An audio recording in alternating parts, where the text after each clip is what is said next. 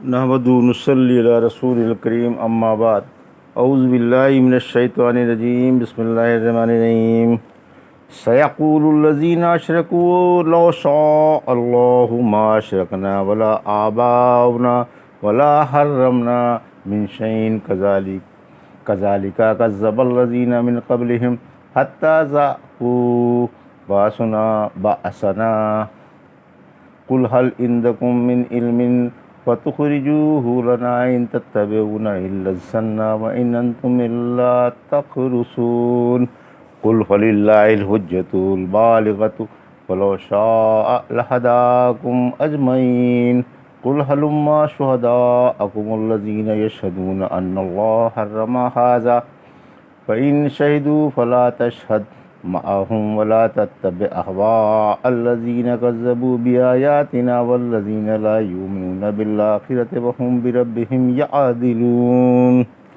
قل تعالوا أتلوا ما حرم ربكم عليكم ألا نشركوا به شيئا وبالوالدين إحسانا ولا تقتلوا أولادكم من إملاق نحن نرزقكم وإياهم ولا تقربوا الفواحش ما ظهر منها وما بطن ولا تقتلوا النفس التي حرم الله إلا بالحق ذلكم وصاكم به لعلكم تعقلون۔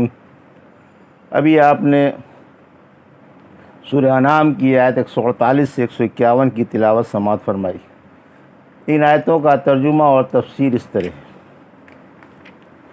سیقول الذین اشرکوا لو شاء اللہ ما اشرکنا ولا آباؤنا ولا حرمنا من شیء کذالک کذب الذین من قبلہم حتی ذاقوا بأسنا قل هل عندکم من علم فتخرجوه لنا ان تتبعون الا الظن وان انتم الا تخرصون۔ آیت 148: قل فللہ الحجۃ البالغۃ فلو شاء لہداکم اجمعین۔ آیت 149: قل ہلم شہداءکم الذین یشہدون ان اللہ حرم ھذا فإن شہدوا فلا تشہد معہم ولا تتبع اہواء الذین کذبوا بآیاتنا والذین لا یؤمنون بالآخرۃ وہم بربہم یعدلون۔ آیت 150۔ ترجمہ: ان قریب مشرک یہ کہنے والے ہیں کہ اگر اللہ چاہتا تو نہ ہم شرک کرتے اور نہ ہمارے بزرگ اور نہ ہم کسی چیز کو اپنے اوپر حرام کرتے۔ اسی طرح ان سے پہلے کے کافروں نے رسولوں کو جھٹلایا تھا، آخرکار ہمارے عذاب کا ذائقہ چکھ لیا۔ آپ فرما دیں کیا تمہارے پاس کوئی معقول وجہ ہے؟ اگر ہے تو اسے پیش کرو۔ تم تو محض خیالی باتوں کی پیروی کر رہے ہو اور محض خیالی پلاؤ پکا رہے ہو۔ آپ فرما دیں کہ مکمل حجت اللہ ہی کی ہے، اگر اللہ کو منظور ہوتا تو وہ تم سب کو ہدایت دے دیتا۔ آپ ان سے کہہ دیں کہ اپنے گواہ لاؤ جو اس بات کی گواہی دیں کہ اللہ ہی نے ان چیزوں کو حرام فرما دیا ہے۔ پھر اگر وہ گواہی دے دیں تو آپ اس گواہی کو نہ سنیں اور ان لوگوں کی رائوں کی پیروی نہ کریں جو ہماری آیتیں جھٹلاتے ہیں اور ان کا آخرت پر ایمان نہیں، اور جو اپنے رب کے برابر غیروں کو ٹھہراتے ہیں۔ یہ تھا ترجمہ سورہ انعام کی آیت 148 سے 150 کا تفسیر۔ آیت 148: ایک مغالطے کا ذکر، ایک مغالطے کا بیان ہے جسے مشرک شرک کے اور حلال چیزوں کو حرام کرنے کے ثبوت میں پیش کیا کرتے تھے کہ ہمارے شرک کا اور حلال چیزوں کو حرام کرنے کا حال اللہ کو خوب معلوم ہے اور وہ ہمارے خیالات بدلنے پر بھی بخوبی قادر ہے۔ ہمارے دلوں میں ایمان کی کرنیں جگمگا دے اور ہمیں کفر و شرک کرنے ہی نہ دے، لیکن پھر بھی وہ ہمارے عقیدے نہیں بدلتا۔ اس سے معلوم ہوتا ہے کہ جو کچھ ہو رہا ہے اسی کے ارادے سے ہو رہا ہے اور وہ کفر و شرک سے راضی ہے۔ اگر وہ چاہتا تو نہ صرف ہم بلکہ ہمارے باپ دادا بھی شرک نہیں کرتے۔ اسی مغالطے کا ان آیتوں سورہ زخرف کی آیت 20 میں بولے اگر رحمان چاہتا تو ہم بتوں کی عبادت نہ کرتے۔ سورہ نحل کی آیت 35 میں اگر اللہ چاہتا تو ہم اس کے سوا کسی چیز کی عبادت نہیں کرتے۔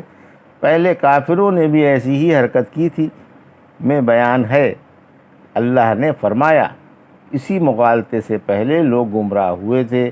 یہ ایک گمراہ کن مغالطہ ہے۔ اگر تمہاری یہ بات صحیح ہوتی تو اللہ لوگوں پر عذاب بھیج کر انہیں غارت نہیں کرتا، اور پیغمبروں کے نہ ماننے پر اور کفر و شرک پر ایمان پر ان سے دردناک انتقام نہ لیتا۔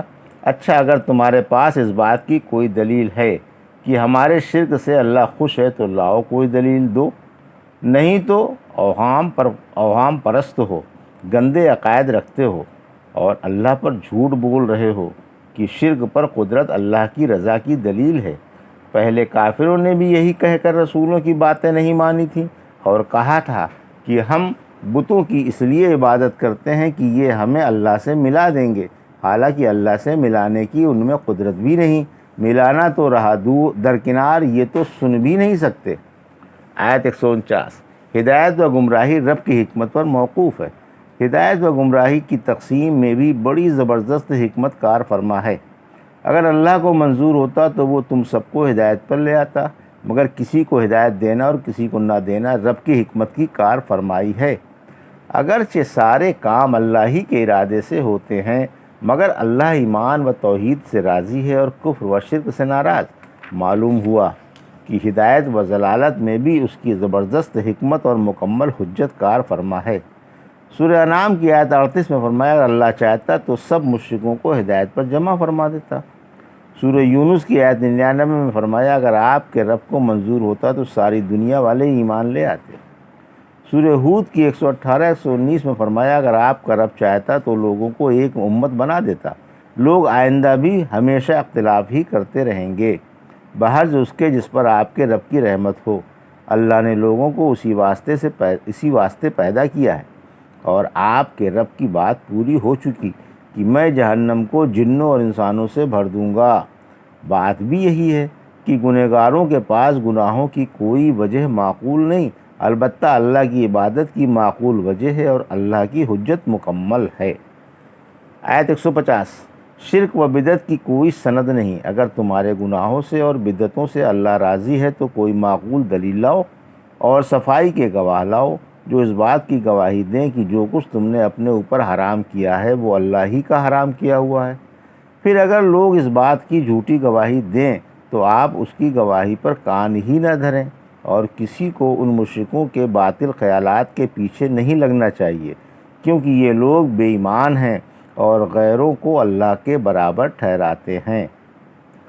قل تعالوا اتل ما حرم ربکم علیکم الا نشرکوا بہ شیئا وبالوالدین احسانا ولا تقتلوا اولادکم من املاق نحن نرزقکم وإیاہم ولا تقربوا الفواحش ما ظہر منہا وما بطن ولا تقتلوا النفس التي حرم اللہ الا بالحق ذالکم وصاکم بہ لعلکم تعقلون۔ آیت 151۔ ترجمہ۔ آپ ان سے فرما دیں کہ آؤ میں تمہارے رب کی حرام کردہ چیزیں تمہیں سناؤں۔ اللہ کے ساتھ کسی چیز کو شریک نہ کرو، ماں باپ کے ساتھ حسن سلوک کرو، افلاس کے ڈر سے اولاد کو قتل نہ کرو، ہم انہیں اور تمہیں دونوں کو روزی دیں گے، ظاہر و پوشیدہ بے حیائیوں کے پاس نہ جاؤ، اور اللہ نے جس نفس کو تم پر حرام فرما دیا ہے اس کا خون نہ کرو، ہاں حق پر کر سکتے ہو۔ اللہ نے تم کو ان باتوں کا تاکیدی حکم دیا ہے تاکہ تم سمجھو۔ یہ تھا ترجمہ آیت 151 کا۔ تفسیر۔ آیت 151۔ رحمت عالم صلی اللہ علیہ وسلم کی آخری وصیت کا یہ مطلب ہے کہ اے نبی صلی اللہ علیہ وسلم، آپ ان مشرکوں سے جو غیروں پر کے پرستار ہیں، رب کی حلال چیزیں حرام کر رہے ہیں اور اولاد کو آر و افلاس کے اندیشے سے قتل کر رہے ہیں، اور یہ سب کچھ اپنی رائوں سے کر رہے ہیں اور شیطان نے ان کاموں کو ان کے خیال میں اچھا بٹھا دیا ہے، فرما دیں کہ میرے پاس آؤ، میں تمہیں اللہ کی حرام کی ہوئی چیزیں اپنی رائے اور اٹکل سے نہیں بلکہ اللہ کے حکم سے اور وحی سے بتا دوں گا۔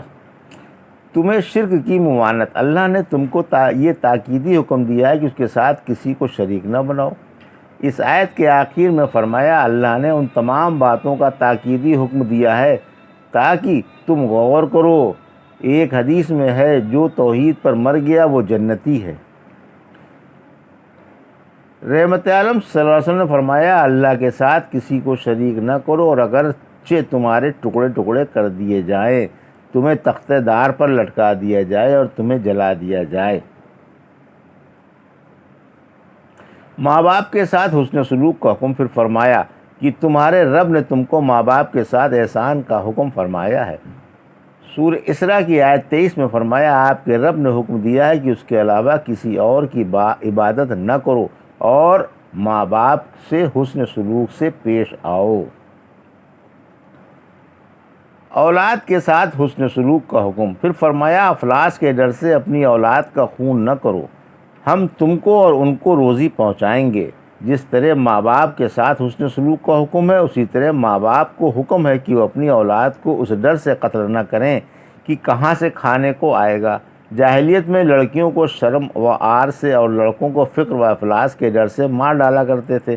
اسی وجہ سے جب ابن مسعود رضی اللہ عنہ نے رسول اللہ صلی اللہ علیہ وسلم سے پوچھا کہ کون سا گناہ سب سے بڑا ہے، تو آپ نے فرمایا کہ اپنے خالق کے ساتھ غیروں کو شریک ٹھہرانا۔ پوچھا پھر کون سا؟ فرمایا اپنی اولاد کو اس ڈر سے کہ وہ تمہارے ساتھ کھائے گی مار ڈالنا۔ پوچھا پھر کون سا؟ فرمایا اپنے ہمسائے کی بیوی سے زنا کرنا۔ پھر آپ نے سورہ فرقان کی آیت 68 پڑھ کر بتایا، اور جو لوگ اللہ کے ساتھ کسی غیر کو شریک نہیں کرتے اور ناحق اسے قتل نہیں کرتے جس کا قتل اللہ نے حرام فرما دیا، اور زنا نہیں کرتے، پڑھی۔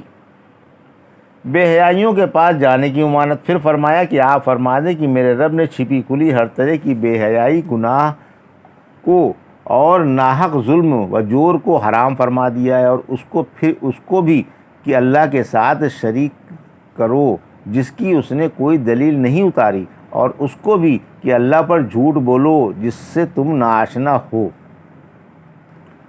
قتل ناحق کی ممانعت، پھر فرمایا کسی شخص کو ناحق قتل نہ کرو، کیونکہ کسی کا ناحق قتل اللہ نے حرام فرما دیا ہے۔ اگرچہ ظاہر و باطن والی بے حیائیوں میں ناحق قتل بھی ہے، مگر اسے خاص طور سے اس لیے علیحدہ بیان کیا گیا ہے کہ یہ حکم مؤکد ہو جائے۔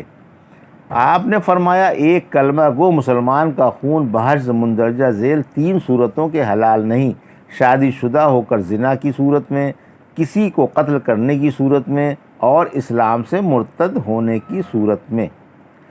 امن طلب کر کے دارالاسلام میں آنے والے حربی کافر کے قتل کی وعید، امن طلب کر کے آنے والے حربی کافر کو جو امن طلب کر کے مسلمانوں کے معاہدے میں آ جاتا ہے قتل کرنے کی سخت وعید آئی ہے۔ آپ نے فرمایا جس نے معاہدے میں آئے ہوئے شخص کو قتل کیا اسے جنت کی خوشبو نصیب نہ ہوگی جبکہ اس کی خوشبو 40 سال کی مسافت سے آتی ہے۔